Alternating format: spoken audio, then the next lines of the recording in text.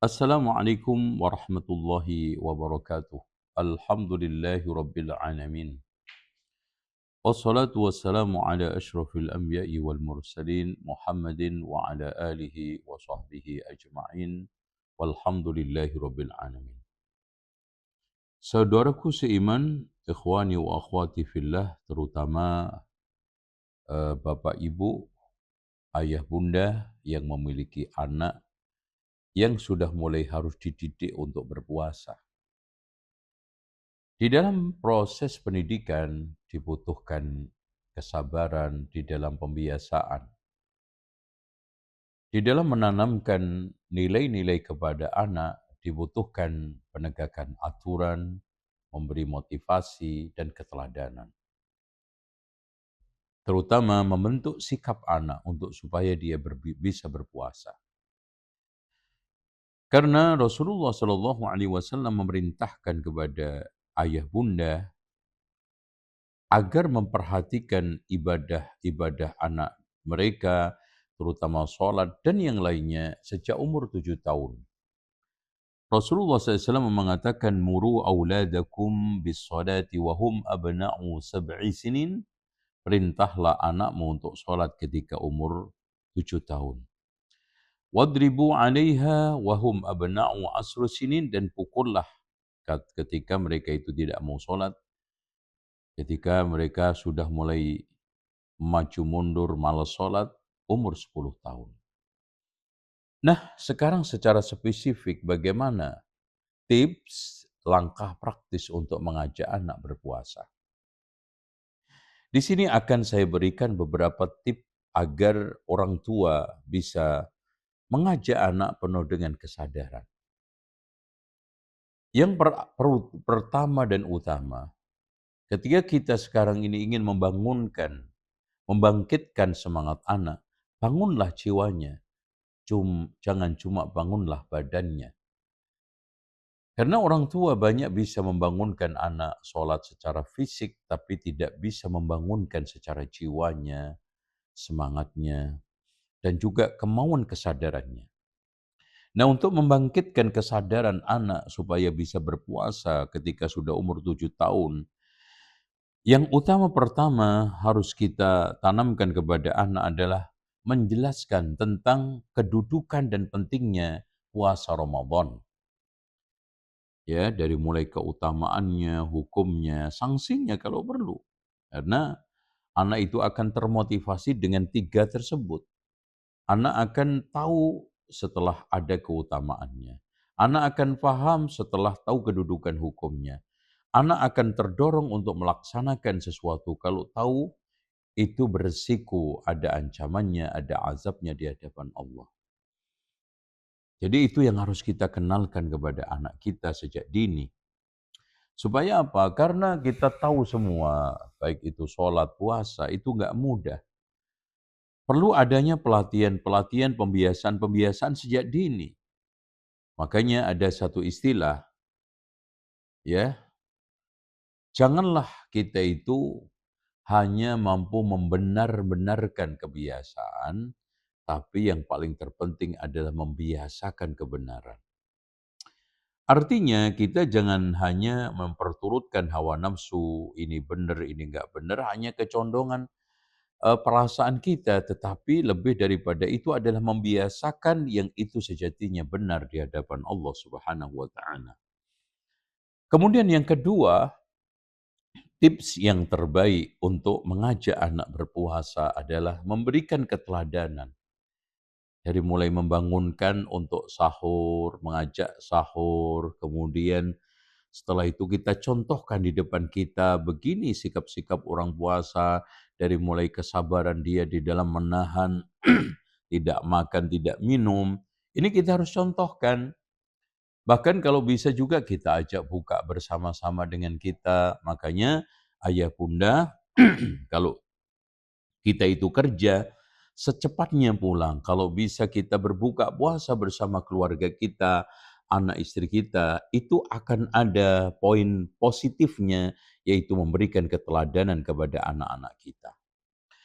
Lalu yang tidak kalah pentingnya adalah Karena tarbiyah itu adalah mengajarkan sesuatu secara gradual. Makanya at-tarbiyah itu didefinisikan oleh Imam Al-Baydawi adalah menghantarkan sesuatu pada tingkat kesempurnaannya secara bertahap. Nah, di sini juga gitu, ketika kita mendidik anak kita untuk berpuasa bertahap. Ya kita tidak boleh mengatakan puasa beduk alias tuhur, puasa asar, nggak usah. Tetap puasa itu 1 hari. Tapi kalau anak sudah berasa tidak kuat, jam 11, ya sudah, nggak apa-apa dia makan. Nanti kita motivasi untuk lanjut lagi. Nah, hari kedua ketiganya sampai duhur, ya kita tekankan sampai duhur. Berikutnya sampai asar, dan pada akhirnya dia itu sampai selesai puasa bersama kita. Kenapa?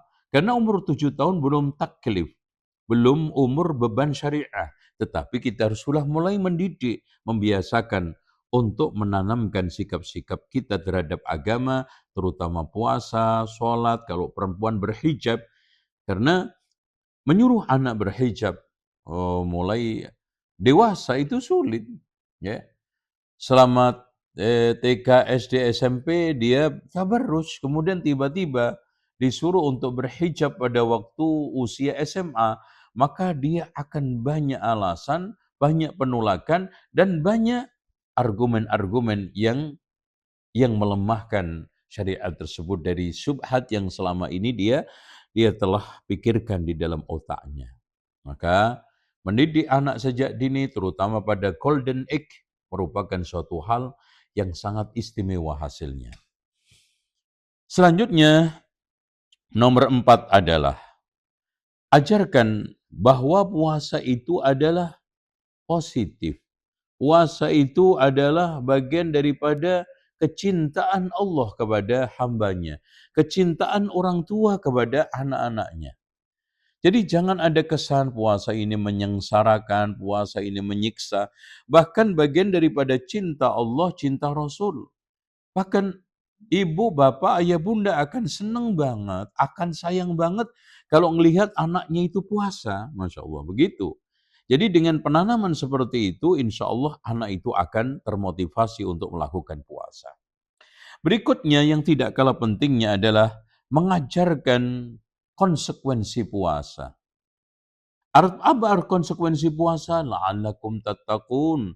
Kamu akan menjadi orang bertakwana, dan takwa itu adalah satu sikap di mana dia itu menjaga diri dari api neraka dengan melaksanakan perintah Allah, menjauhi larangannya. Di antara perintah adalah puasa, menjauhi larangannya, makan minum ketika puasa Ramadan. Ini kita tanamkan sehingga anak itu akan paham, kenapa saya itu berpuasa? Apa yang saya dapatkan dari puasa? Di dunia maupun di akhirat. Makanya di antara sekian hikmah puasa adalah menjadikan kita itu orang yang bersyukur. Tanamkan kepada anak. Di mana bersyukurnya? Selama dia sekian jam menahan makan minum. Masya Allah. Makanan apapun menjadi nikmat. Dari situlah ada poin kita itu mensyukuri nikmat Allah. Puasa itu sehat.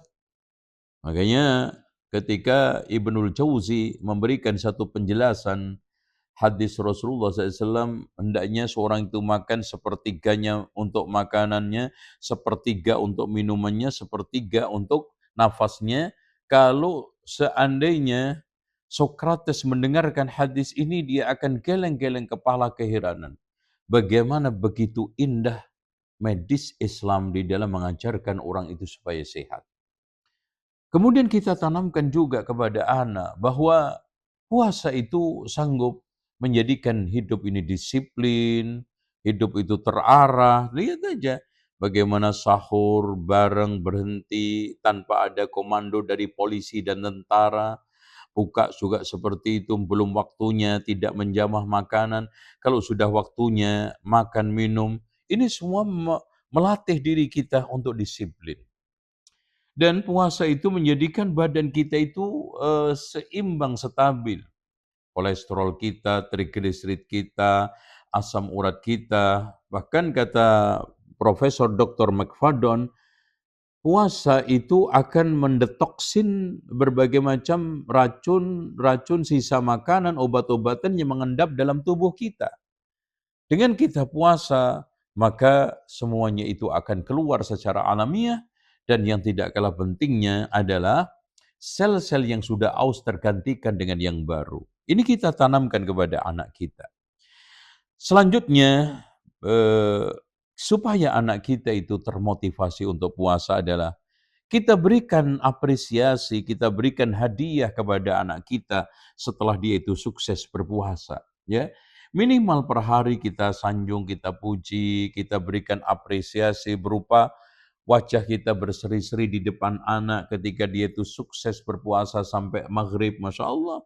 Nanti kalau sudah Hari Raya Idul Fitri kita berikan pakaian yang paling bagusnya, paling disenanginya. Mungkin kalau anak masih usia 7, 8 tahun kita belikan hal-hal yang sekarang ini mendukung permainan dia, karena anak-anak umur segini adalah umur senang bermain. Dari situlah insya Allah orang tua akan bisa mengajak anaknya dengan mudah untuk berpuasa. Lalu yang tidak kalah pentingnya, ya, melibatkan anak pada berbagai macam kegiatan Ramadan. Ada buka puasa, diajak. Ya, supaya ya dalam satu sisi itu kebaikan, kita didik anak kita tentang kebaikan. Kedua, melupakan puasa. Melupakan rasa lapar dahaga. Karena ada aktivitas, kita ajak sholat taraweh, kita ajak mungkin kita ikut sertakan pesantren kilat. Dari sinilah anak itu akan akan termotivasi untuk puasa. Berikutnya, langkah yang harus dilakukan oleh orang tua adalah mengawasi kesehatan anak. Artinya, kalau sekarang melihat anaknya sudah mulai tidak kuat untuk puasa, bahkan dia sampai demam, maka orang tua harus juga menghentikan, ya. Jangan dipaksakan. Karena Allah saja memberikan suatu beban. Agama ini fleksibel. Bagi orang yang hamil boleh tidak puasa, fleksibel. Orang yang musafir tidak kuat puasa, fleksibel. Apalagi anak ini belum ada kewajiban, belum terkena beban syariah. Makanya orang tua harus membaca kondisi anak. Bila lemah sampai pada tingkatan yang membahayakan, sudah segera diberikan suatu asupan. Kalau memang anaknya demam karena puasa, coba dihentikan sehari 2 hari, nanti dimulai lagi. Selanjutnya, yang juga perlu dilakukan orang tua adalah mengawasi gizi dan protein makanan. Jadi nutrisi, asupan makanan yang sekarang ini diasup oleh anak, itu harus cukup, sehingga dia itu bisa kuat untuk melanjutkan puasa. Makanya jangan sampai nggak sahur, jangan sampai nggak makan, dan yang lainnya. Ini yang harus kita perhatikan, terutama nutrisi ketika sahur dan nutrisi ketika berbuka puasa, insya Allah.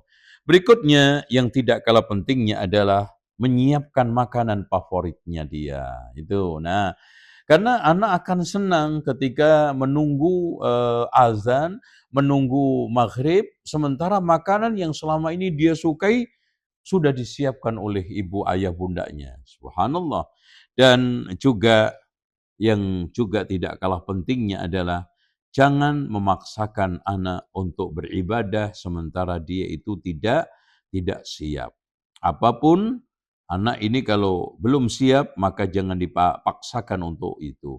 Nah, selanjutnya ajak untuk membaca Al-Quran bersama-sama, membaca hadis-hadis Rasulullah Shallallahu Alaihi Wasallam bersama-sama, atau mungkin ketika bapak, ayah, bunda membeli sesuatu untuk buka, diajak anak, ya, dibonceng pakai motor kayak pakai mobil.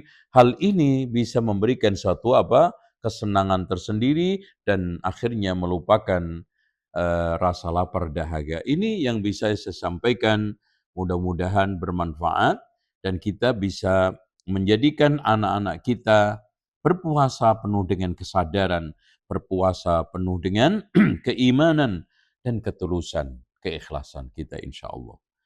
Demikian, subhanakallahumma wa bihamdika asyhadu an la ilaha illa anta astaghfiruka wa atubu ilaik wa sallallahu ala Muhammadin wa ala ali Muhammad walhamdulillahi rabbil alamin. Wassalamualaikum warahmatullahi wabarakatuh.